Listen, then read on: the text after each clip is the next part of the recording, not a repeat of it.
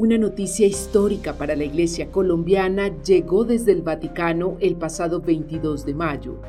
El Papa León XIV firmó el decreto que reconoce las virtudes heroicas en la hermana Inés Arango Velázquez, declarándola venerable y marcando así el primer paso oficial en el camino hacia su beatificación.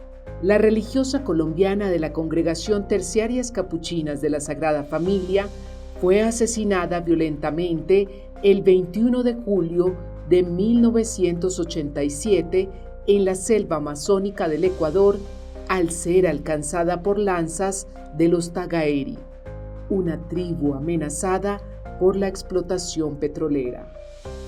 La hermana Inés, conocida con el nombre religioso de María Nieves de Medellín, su tierra natal, fue asesinada junto a Monseñor Alejandro Lavaca, misionero capuchino español que tras ser expulsado de la China comunista, dedicó varios años de su vida a evangelizar en medio de estas comunidades indígenas ecuatorianas. La muerte de la religiosa representa la fe audaz de una generación de misioneros latinoamericanos que salieron a las periferias a estar junto a las comunidades estructuralmente aisladas. Se convierte en símbolo de entrega, justicia y amor radical por los más pobres. Para nosotros ha sido una alegría, una sorpresa, primero una sorpresa, ¿cómo? Tan rápido el Papa ya empezando con este decreto, ¿no? De la venerabilidad de la hermana, pues ha sido una sorpresa, una alegría, pero con los días vamos como leyendo todo compromiso, o sea, la hermana Inés siempre fue una mujer sencilla, humilde, que quiso estar con los más olvidados, con los últimos, con los más vulnerables. Y bueno, esa es parte de nuestro carisma, el estar con ellos. ¿Qué nos está diciendo Dios con esta experiencia? Y realmente es todo compromiso. La hermana Inés nació en Medellín el 6 de abril de 1937. Fue la penúltima de los 12 hijos del matrimonio de Magdalena Velázquez Posada y Fabriciano Arango Franco. Dos de sus hermanas se convirtieron primero en terciarias capuchinas. Fabiola, la mayor, tiene 97 años y vive en la capital de Antioquia. Cecilia acaba de cumplir 90 años, está en Bogotá y aún es muy activa en su comunidad. Como mi hermana mayor era terciaria capuchina, nosotros seguimos el ejemplo de ella. Primero ingresé yo y después ingresó Inés a los pocos días. Inés desde chiquita decía que quería ser misionera. Se pensaba ir para Venezuela, donde las hermanas tenían misión, pero en Medellín crearon en el Ecuador. Y ella la mandaron, de las primeras que mandaron para el Ecuador fue a ella. En su familia también han habido varios sacerdotes, particularmente franciscanos. Entre ellos, Monseñor José de Jesús Arango Velázquez, primer prefecto apostólico del Vicariato Apostólico de Guapi, una jurisdicción ubicada en la costa pacífica caucana. Con contacto que, por ejemplo, el primer misionero que llegó a la China fue un hermano de mi mamá. Y hay muchos religiosos. Yo tengo, por parte de mi mamá, 2 tíos sacerdotes. Y por parte de mi papá hay muchos sacerdotes también. Es una familia de muchos religiosos. Es una bendición de Dios para nosotros. Inés tomó los hábitos a los 17 años de edad. Durante mucho tiempo, dictó clases en diversas escuelas de los departamentos del Tolima, Córdoba y Antioquia. Desde pequeña mostró un profundo deseo de ser misionera, inspirada por la fe familiar y la lectura de relatos sobre pueblos indígenas. Perteneció a la Cruzada Eucarística y soñaba con servir a los más necesitados. Ella, por ejemplo, en octubre, que es el mes de las misiones, con sus alumnas salía a la calle y hacía retenes para recoger dinero para mandar para las misiones. Todo el tiempo fue trabajando por las misiones hasta que logró llegar allá. En 1977, la hermana Inés se mudó a la selva ecuatoriana y junto a Monseñor Alejandro Lavaca emprendió la misión de acompañar a los Guaraní, un grupo indígena de la Amazonía que no hablaba español. Siempre queriendo compartir con ellos la vida como Monseñor Alejandro, que fue adoptado también por una familia indígena. Siempre tú la verás muy sonriente. Durante 10 años promovió la alfabetización de estas comunidades, facilitó la obtención de documentos para los Guaraní y organizó actividades culturales para sus jóvenes. Para mi mamá fue muy duro cuando ella le dijo que se iba para el Ecuador. Y mi mamá se puso muy triste porque era muy triste que ya no lo volvería a ver, como sucedió. Ella no la volvió a ver. Así que uno se pone a mirar, a contemplar la vida de Inés y contempla muchísimas invitaciones que nos hace el Señor hoy, ¿no? Yo contemplo, por ejemplo, su libertad. Una mujer muy libre, pero también muy obediente. Ella siempre quiso ser misionera y sin embargo estuvo 21 años dedicada a la educación. Cuando pudo, cuando el Espíritu le abrió el espacio, ella lo aprovechó y con libertad abrazó esa experiencia. La religiosa y el obispo capuchino sabían del riesgo que podían correr, pero decidieron ir al encuentro de los Tagaeri para evitar un posible conflicto con los madereros y petroleros que invadían su territorio. El 6 de julio de 1987, los misioneros partieron desde la ciudad de Coca hacia las zonas del río Tigüino, donde se sabía que los Tagaeri estaban desplazándose. Llevaban pocas provisiones y regalos como señal de paz. El 20 de julio llegaron cerca de uno de sus campamentos.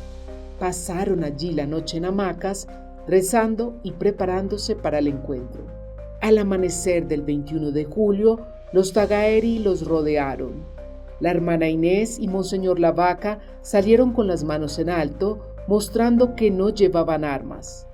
Sin embargo, el uso de un helicóptero vinculado a una empresa petrolera para tal desplazamiento habría provocado la confusión y posterior agresión por parte de la tribu. Atacaron primero a Monseñor Lavaca y cuentan que al intentar socorrerlo, la religiosa terminó también perdiendo la vida. Ellos estaban seguros de que los podían recibir, pero tenían también el miedo por lo que las petroleras estaban detrás de ellos. Y yo creo que eso fue lo que pasó, que ellos los equivocaron con los de las petroleras. Y tan pronto llegaron, primero mataron a Monseñor y después mataron a Inés. Para ella fue un doble martirio. Ves que lo matan a ella y después sigue ella. Su cuerpo fue traspasado por 4 lanzas que miden cerca de 3,5 metros. Una de ellas reposa en la capilla de la Casa Provincial de su congregación en Bogotá y otra en el convento de Medellín, donde tienen un museo en su memoria. 3 días después, sus cuerpos fueron hallados por un grupo de misioneros y militares. Fueron enterrados en Coca, donde hoy son recordados como mártires de la selva. Para nosotros fue muy dura la muerte de Inés. Yo personalmente estuve en el entierro y estaban al lado el cadáver de Monseñor Alejandro y el de Inés. Fue muy duro verla como la habían dejado. Sobre todo al Monseñor lo hirieron más que a Inés. Si muero me voy feliz. Ojalá nadie sepa de mí. No busco fama ni nombre. Dios lo sabe. Siempre con todos, Inés. Escribió así la hermana Inés Arango al final de una carta que dejó como testamento sobre la mesa de noche de su cuarto en la casa de las terciarias capuchinas de Francisco de Orellana en Ecuador, como si presintiera que se trataba de su viaje final. Así lo narra también la capuchina española Isabel Valdizán en el libro Barro y Vasija en la selva herida, una biografía de la hermana Inés escrita tras recorrer los lugares en los que estuvo. Allí también se destaca que la religiosa colombiana vivía la selva como un lugar donde Dios se le hacía presente.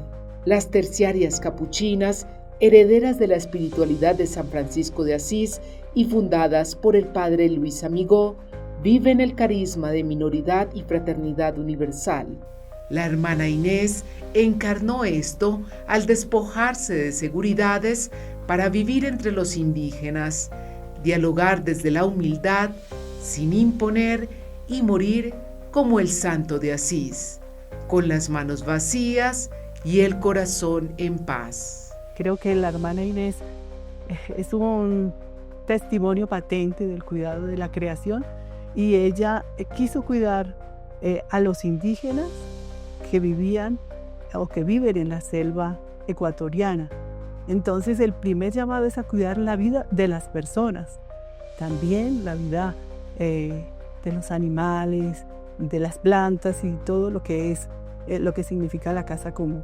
A 10 años de la encíclica Laudato Si del Papa Francisco, la vida y muerte de la hermana Inés emergen como un testimonio profético que encarna el llamado a la ecología integral. Su historia representa no solo un acto de entrega misionera, sino un gesto radical de comunión con la creación y con los pobres. Esta autorización por parte del Papa León XIV para iniciar su proceso de beatificación podría representar un gesto pastoral importante que debe seguir acercando a la Iglesia a los retos de la región, retos que conoce muy bien el pontífice. Yo lo he sentido con mucha alegría, y como él trabajó tanto tiempo por estos lados, él conoce las necesidades de estos países, y creo que, iluminado por el Espíritu Santo, proclamó esa cosa para seguir promoviendo la vida religiosa, sobre todo entre los misioneros. Desde hace varios años, cada mes de julio en Ecuador convocan marchas para recordar a ambos religiosos asesinados, pero también la vigencia de su lucha. Hoy por hoy, durante estas movilizaciones, los ecuatorianos piden frenar la depredación de la biodiversidad amazónica del país y proteger a sus pueblos endémicos. El movimiento alrededor de ellos dos ha hecho que se disminuya la tala, que se cuide más la reserva, todo eso. En vida, la hermana Inés también inspiró y acompañó la vocación de varias jóvenes, entre ellas la hoy religiosa Emperatriz Morocho, quien la conoció en su colegio. Doy gracias a Dios porque sus palabras, su ejemplo de vida estimularon mi vocación y me fueron como una luz. Y ella también me acompañó en los inicios de mi formación inicial, cuando ella me escribía a mi formación en Colombia cada mes, animándome a que en Ecuador me estaban esperando. Tuve el regalo de conocerla a ella, una mujer feliz, realizada en su vocación, una mujer que amaba la misión que realizaba. Sentía yo que sus palabras eran de convencimiento porque conocía a Jesús en los más pobres.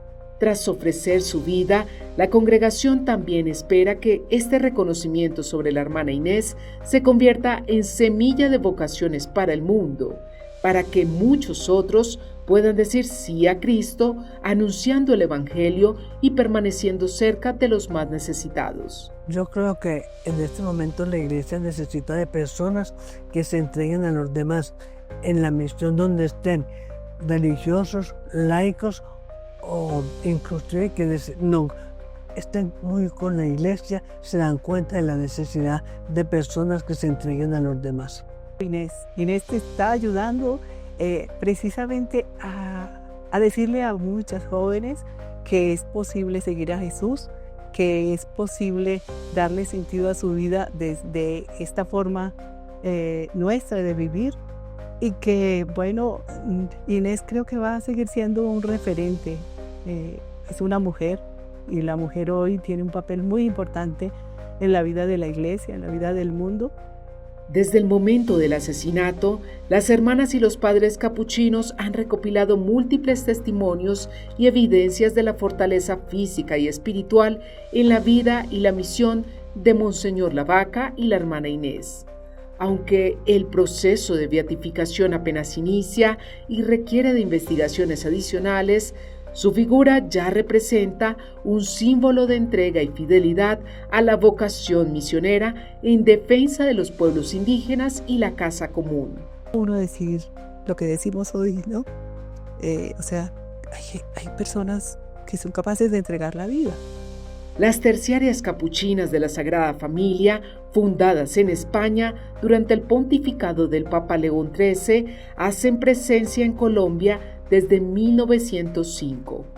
Desarrollan su misión apostólica desde la pastoral educativa, de salud, programas de acogida y diferentes obras eclesiales y sociales en favor de la promoción de la mujer, los migrantes, la justicia, la paz y, por supuesto, la salvaguarda de la creación. Unos años después de la llegada de las primeras misioneras a Puerto Colombia, se establecieron en la Alta Guajira, en los internados de Aremasain y Nazaret. Este último es un hogar ancestral para niños guayú, ubicado en el corregimiento que lleva su mismo nombre.